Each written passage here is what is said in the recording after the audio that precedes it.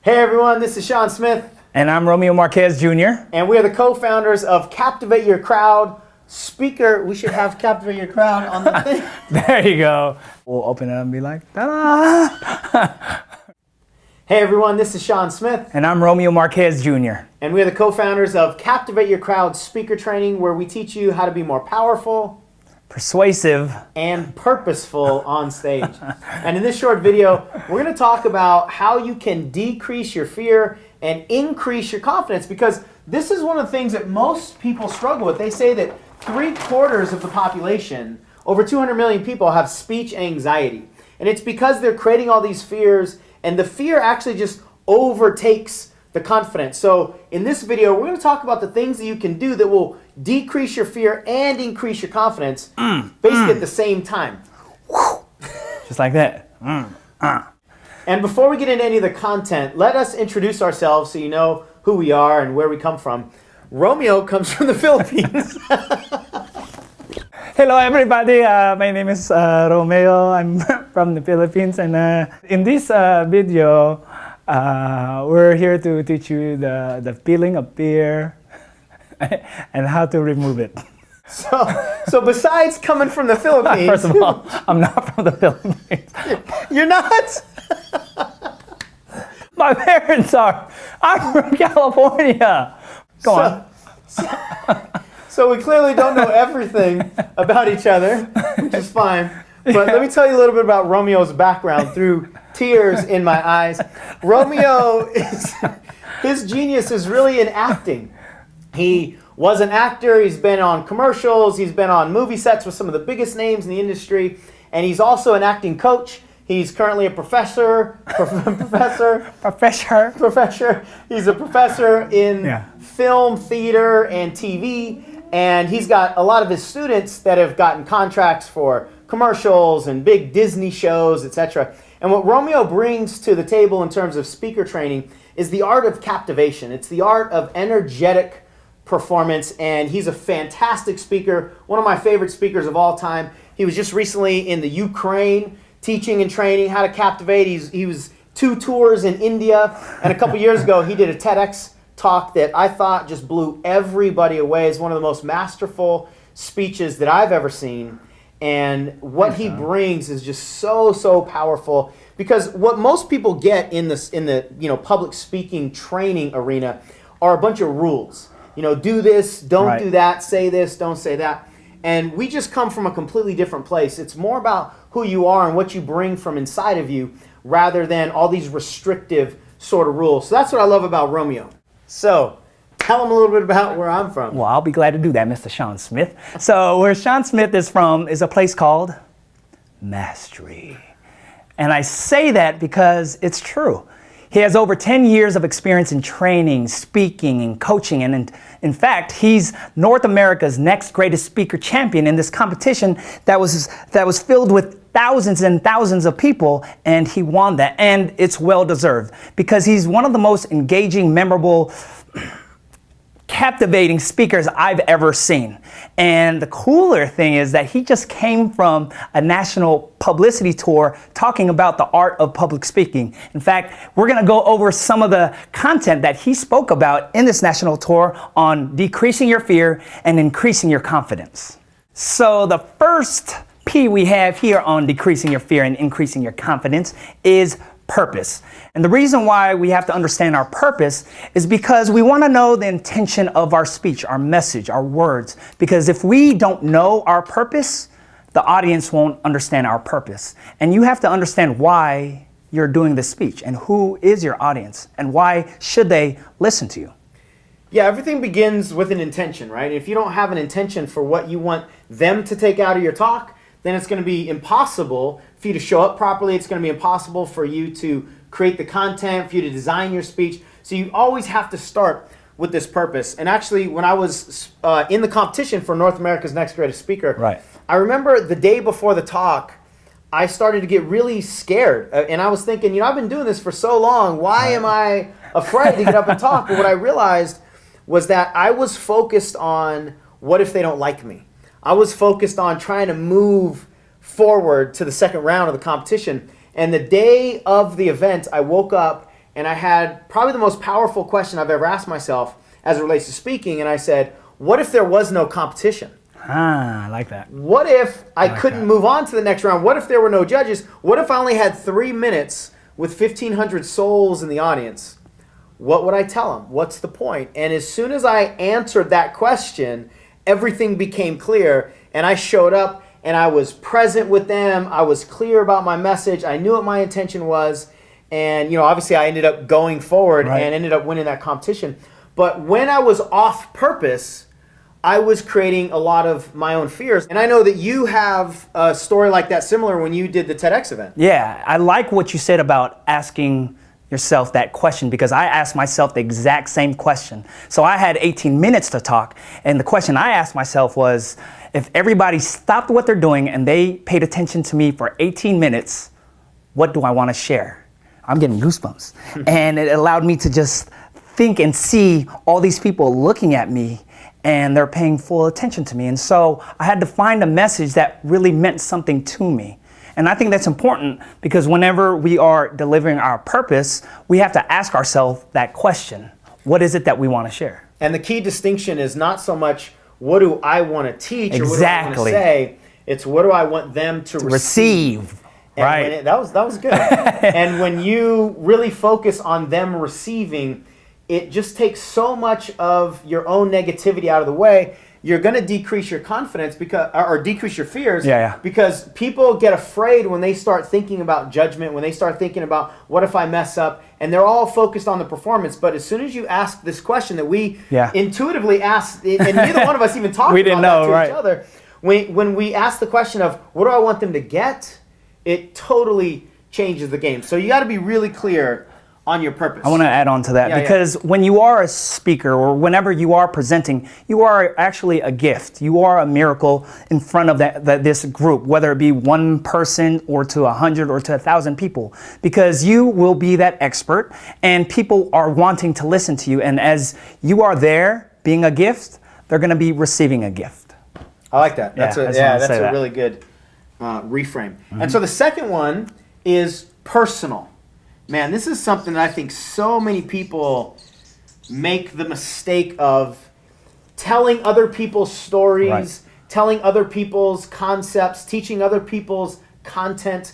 Listen, just like Romeo said, it's a sacred event when you get to speak in front of people. Whether we're talking about one-on-one or you have the ability to speak in front of 10,000 people, it's a sacred moment. And how you show up will determine how they feel. It'll determine what they take out of the event. So don't show up as a watered down version of somebody else. Show up as yourself. Tell your own stories. What they want to hear is your perspective, your personal story, your personal viewpoint about whatever it is that your topic is. But don't try to regurgitate what somebody else does. And when you do that, when you tell other people's stories, when you try to teach other people's content, it's so much easier to mess up. You start to try to memorize your lines, and as soon as you go off the lines, you get all messed up, and you freak yourself out internally. But when you just come from a place of, you know what, this is my story, this is my viewpoint, this is my perspective, and I'm just going to share it, everything shifts. The whole energy is totally different. And I love the thing that you said about like storytelling and knowing your own story. You don't have to memorize lines of your story. You know the event, you know how it felt, and you as a speaker, trainer, or workshop leader, you have to, as that expert, you have to experience or re-experience and feel, because from an acting coach perspective is whatever you feel inside, the audience is going to feel. So if you get excited, you're going to get the audience excited. And if you feel touched by this specific story, I promise you, like genuinely, like really feeling it, the audience is going to feel exactly that. That is so important. And it's that being authentic. And I like how you said you either experience or you re-experience that feeling. And those feelings cannot come to you if you're telling somebody else's story. Right. They're only going to be genuine. They're only going to be deeply felt by you if you're telling your stories. And if you're deeply feeling them, then your audience is going to be deeply feeling. I know we can go on and on and on about this, but this is such a critical piece and a huge mistake that a lot of people make. So just be you. Be your own personal self up there. The third one is number three. Number three. Number three. Now, a lot of people know about this one, but I personally think too many people put too much energy on this one. You know, it's not about preparation from a memorization standpoint. You've got to be prepared, though. You know, like we will never say, you know, Romeo and I are both highly intuitional speakers. We're in the moment. I like that. And I never thought about that. We're Intuitional speakers. Because if I'm on stage and I have a thought, I'm going to say it. And Romeo does the same thing. And people can feel that presence when you're there, rather than just regurgitating some memorized, you know, rote speech that you're just sharing, right. but not connecting. Right. You know, all you're doing is that's just a key saying the word, words, but you're not connecting. And again, you want to connect with what you're saying. And so part of the preparation piece is, what do you want to say? And think about how you want to outline that story. I mean, we could really get into it, but let's talk about the general basics of it. You have your intro, like that engaging intro, and then you hit 3 points, give or take, depending on how long the speech is, and then conclusion, wrapping that all up. And then it's putting your material on its feet. So sometimes people will get into the writing process, and then when they have to do their speech, what they know is just sitting and writing it down. And right when they put it on its feet, it's like, oh, what do I do? And so after you outline, after you know the stories and the content, practice out loud. Practice in your room, practice while you're driving, practice in the shower, practice somewhere where it's outside your comfort zone. Maybe you want to ask maybe some friends, family that you can get feedback from, because even though they might not be speaking experts, but they might be similar audience members who might be in the audience watching you. And at least you'll be able to get their feedback from how did it make them feel. And what I want to add to that, I like the way you said, you know, you put it on your feet. Just the act of speaking out loud and getting it into your body is so important. However, don't do it to try to memorize. That's a big mistake people make. They'll write their speech and then they practice in order to try to memorize. When I was in that competition, North America's Next Greatest Speaker, you know this about me, I hate rehearsing. But I had 2 days to give a 6-minute talk. Wow. And over those 2 days, I rehearsed and rehearsed and rehearsed and rehearsed. However, I didn't rehearse to memorize the speech that I came up with. I rehearsed to become the speech. And as I was rehearsing, I was literally feeling my talk from an audience's perspective as well. It wasn't just coming out of me.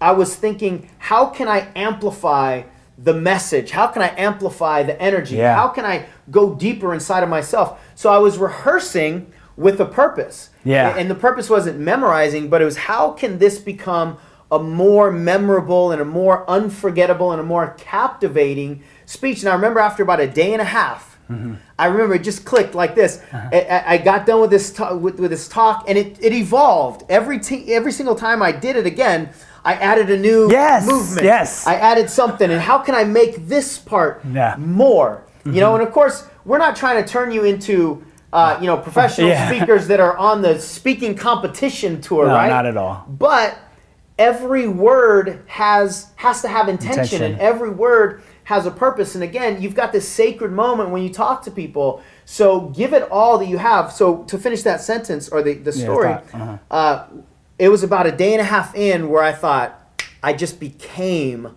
my talk. I just became my story. And as soon as I became my story, I was good, because I didn't have to remember anything. And what I did on stage was not the same as what I had been rerehearsing. Right. But the energy was there. And the thing with acting, because I believe that acting and speaking in some sense are the same. And what I love what you said about becoming your message. And whenever you are acting, or whenever you see someone on stage or on film or TV, they have done a lot of work. It takes a lot of preparation. They got to become the character. Yeah, there's a character breakdown. There's a story breakdown. And it comes back to, why do we do it? How can you connect with it? And the acronym I created for acting, or ACT, is always creating truth. And when you are a speaker, when you are acting as that messenger, if you will, you're always, ACT, always creating transformation. Because we're not only intuitional speakers, but we're also transformational speakers, because what we do say is going to transform lives. And it may not be everybody, and the point is not to change everybody. The point is to just deliver, and they'll just receive. It's going to be like a buffet. They'll take some of the things you like, or that they like, and they'll bypass the things that they don't want. And you never know. You just don't know. Who in your audience needs a specific story. I don't know if you've had this experience, but almost every time I'm on stage and I have a thought, maybe I should tell this story. I usually start to filter it. Well, I shouldn't tell this story because that wasn't what I prepared for or whatever. But I've gotten to the point where I trust that. Right. And I just tell the story. And I would say almost every single time, somebody will come up to me afterwards and go, it was that story that really grabbed me. And that was the story that I almost filtered out. But intuitionally, it was just like that was what came up in my head. And that's what somebody in the audience needed to hear. So the deeper you go into your own personal story, the more universal and the more transformational it actually is. And I think too many people think the opposite is true, that in order to transform, the entire audience, you have to try to hit everybody. You have to really... You acknowledge, but it's not necessarily, go ahead. It's acknowledging, but it's the internal journey. Exactly. It's your internal story. And if you can transform yourself or re-experience, like Romeo was saying, those emotions on Being stage. a transformer. Everybody will feel that. Even if they don't relate to the same details that you're telling in your story, they'll still feel the emotions. And it was Maya Angelou, I think, that said, it doesn't matter what you say. Doesn't matter what you do, but what matters is how you make them feel. And what really allows people to feel and remember are stories. Because people will, receive facts, they'll write it down, and sometimes it might mean something to them, but people will never, ever forget a story. And a story is easier to remember. As from the speaker's perspective, so you don't have to remember, like, my first point is this. And that goes back into the personal, and then that goes back into the purpose. Yeah, so all these, it all ties in. They're all gonna weave together. So this fourth one here. Number four is Highsicle. Physical. I don't know if they saw that. Could you see that? This is one that I actually didn't used to understand how powerful this was. I used to really be kind of an informational speaker, and I wanted to wow people with my intelligence and so forth. But it wasn't until a couple years ago, and a lot of the stuff that I've learned from you, that I realized how important being physical is. And what I learned recently, actually, so we did our event, the first event that we did together called Captivate Your Crowd, was the week before my competition, North America's Next Greatest Speaker. And I'll tell you what, if I hadn't have gone through our event, I don't think I would have won that award, because I wouldn't have been present to how important the physical is, because we spent so much time on that. How can you amplify every single point? And here's what I've learned. The more physical you are, number one, people are going to be more engaged when you're animated, when you're using your hands a lot, when you're using your facial expressions a lot. And most people don't do that. Most speakers are just up, and because they're so scared of being judged and they don't want to look silly, or they don't want to forget their lines, and so they think, if I move my head a certain way, then I might forget a line. That crushes your audience. I mean, nobody wants to watch this, dead person up there with sounds coming out of their mouth. So the more animated you are, even if it's silly animation, even if it's silly, is better than no animation. Exactly. And especially in today's world where we're a YouTube generation and people want that physicality. So it's going to be more engaging. But here's what I've learned. This just hit me, maybe a couple months ago. When you are animated, you're physically moving more, right? You've got a bend in the knees. You're moving around. You're shifting your energy. And what that does is it puts you in your body. Now, your fears are not in your body. Your fears are in your head. So the more that you're Say that out one of more your time, head, son. Say that one more time. your fears are not in your body. Your fears are in your head. Yes. So the more that you are moving with your body, the more that you're pulling yourself away from your fears, the more fun you're having. That energy gets transferred to the audience, and then even if you mess up, they don't care because they're enjoying it. I've had plenty of speakers. I know you've had this experience too, where I don't even know what they're talking about. Right. But it's engaging. And I don't want to turn the TV off, or I don't want to leave, because I'm enjoying the show. Now, that doesn't mean that you have to be like Romeo, or you have to be like me. Exactly. It just means that you've got to be physical somehow, whatever that means to you, and how you can put it into your story. Yeah, and the physical aspect, it comes back to making it personal and purposeful, because anything that we do out, it comes from a place from within. So if we're just like this, what are you telling yourself? Are you judging yourself? Are you afraid to step outside your comfort zone? And that's a big thing with speakers. I myself will get in my head and say, is this the right thing to say? Should I move this way? But it's through preparation and making my message personal that I have to just let go of that, and that it's not about me. It's for other people. And my big thing as for physical point, or icicle point, is don't be afraid to use the stage. I know there's certain dynamics of, you have to go here, and then maybe in this point you go over here. Yes, you could rehearse in that way, but I want you to, the important thing is just stay present with what you're saying. If you switch into a story, I don't want you to think, okay, now I'm supposed to turn right and talk to these people. Oh, I'm supposed to go center stage now. And we make it robotic. And as speakers, we're not robotic. We are a messenger who delivers truth. And people will feel if you are robotic and if you are really authentic, going back to that word authenticity. Right, because when your energy is focused inward, right, then you're not connecting with your audience, because you're thinking about, what am I doing? How am I being perceived? Right. Am I going to remember this? And all that judgment stuff is not fun. So be physical. Have fun. Yeah, have fun. Right? Have fun. I do want to add, before I have my actors act. So I teach at a college, and before every scene that we do, or before every improvised exercise we do, we have to get up and get moving. I don't just have them act right away. I don't just have somebody go in front of people right away. I have them just get loose. And that for some people it might be push-ups. For some people it might be jumping jacks. For some people it might just be a walk around the block. And this isn't just before you talk, but this is an everyday practice, because once you get your energy moving, it's going to translate to when you get on stage.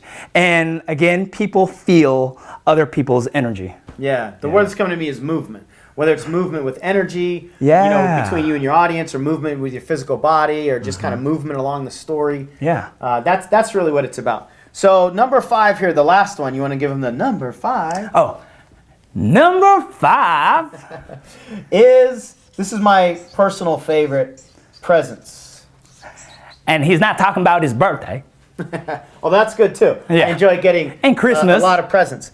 But when you speak, in order to do all of this stuff and have it all woven together, you've got to be present. You've got to be physically present, not thinking about other things, not thinking about your audience's judgment. You've got to be emotionally present. You've got to be energetically present. And you've got to be present with your crowd. Your crowd gives you clues as to what they want to hear from you, what's funny, if you're losing them. Right. They kind of tell you where they want you to take them, but you can't be present and connected with your crowd if all you're doing is focusing and editing and judging and all this stuff internally up here in your head, and just engaging with all these fears. So just be present. And sometimes it's just as simple as taking a deep breath. One of the best things speakers can do is to actually just be silent for a moment on stage and just gather themselves. And it's almost like this black hole of energy, not in a negative sense, but everybody gets drawn to you because your presence is magnetic. And the thing I want to add about presence is that you have the flexibility and the availability to just be in the moment. And that's the exact thing that I tell actors. We do an exercise where we are just sitting, the actors are just sitting across from each other and just looking into each other's eyes. And they're just saying a line, and then the other actor doesn't say the line right away. They have to wait and receive the gift. I'm going back to the gift because everything that we do say is, number 1, intentional, and number 2, it's a gift. Yeah, and the thing about being present, we talked about being intuitional speakers. The thing with presence is it'll allow you to riff with the audience. It'll allow you to come up with jokes that you had, and you'll be more conversational instead of just that, robotic type of speaker that too many people have had enough of, right? Yeah. And when you're present, though, you are able to be flexible and edit. It's like what you... I have this story. TEDx, right? Yeah, TEDx. Yeah. So at the very beginning, I would rehearse, practice. I had all this, right? In the very beginning, it went like this. Clap your hands, everybody. If you got what it takes. if you're happy to I don't know what I said. Yeah, whatever it was. Yeah, it was like design life. If you're ready to live your life by design, let me hear you say, oh yeah, oh yeah. That's what I wanted to say. But this is what happened. I went like this. Clap your hands, everybody. Everybody clap your hands. In my head, I'm like, what's going on? Clap your hands. All these hundreds of people, clap your hands. And then I went, everybody say, oh yeah. Everybody's like, oh yeah. But in my head, I'm like, I have no idea where I'm going with this, but I had to just keep it moving because I couldn't go, clap your hands, everybody. Hold on, you guys. Wait, time out. Let me start again. Clap your hands. No, you just, me being in the moment, me just being present allowed myself to just have fun because again, at the end of the day, you want to have fun doing this. And number two, it's not about me. It's about the audience's experience. And their experience, yeah. And it's funny that you said I could have called timeout straight away because a lot of speakers do that. Mm-hmm. Well, where they will forget what they were going to say and then they will go back and start over again, right? Like even the beginning of that same sentence or saying the same word again. It's like they're trying to go back and get on the little groove, right? Of the record. Right. And people can feel that. People can feel when you take a timeout from connecting with them so that you can go back to what you want to do, what your agenda is. It's not about what your agenda is as a speaker. It could be about what your intention is. Right.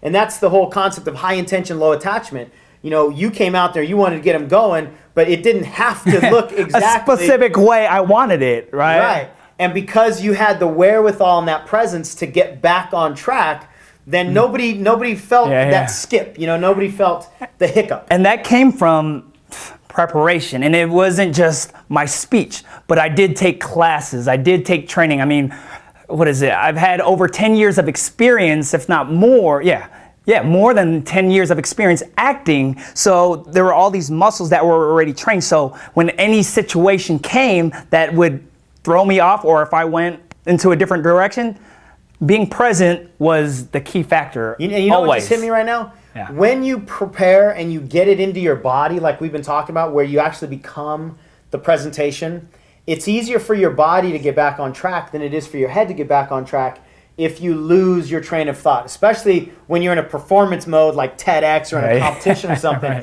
You really start to freak out and go, oh my goodness, how can I get back? And how can I save this?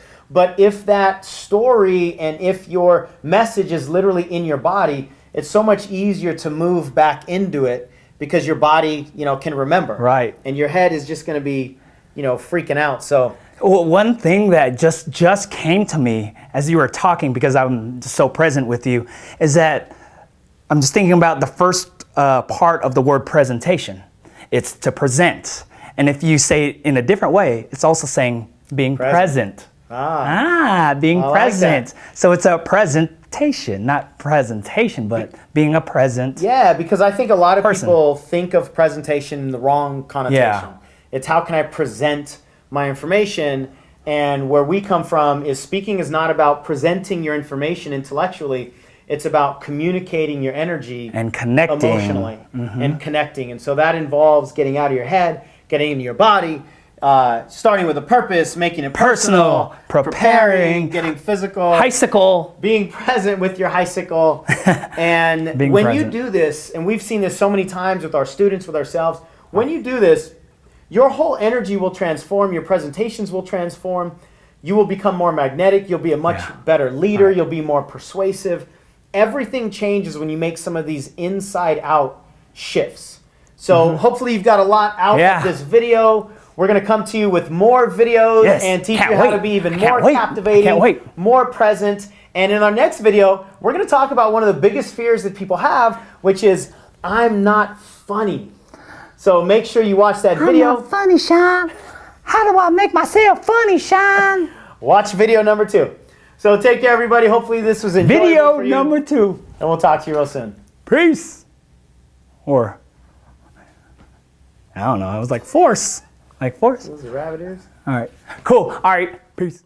Hey, everybody. This is Sean Smith. What's up? My name is Romeo Marquez Jr. And we are the Captivators of Captivate. All right. Cool. So the first one here is I got picking up the pen. The first one here is pen. Hey everyone, this is Sean Smith. Yo, what up? This is Romeo Marquez Jr. That was like too much. for me. So tell them a little bit about where I'm from. Hi, my name is Romeo Marquez Jr. Yo, this is Sean Smith. Right, and in this video, we're gonna talk about how you can decrease your confidence and increase your fear. He's been in front of the camera, been on commercials, on TV sets, in movies, etc. And he is a professor of filmology? Theater, film, and television. So why don't you tell them a little bit about where I'm from? How about you do that for yourself? I'm just kidding. I'm totally kidding. I got this.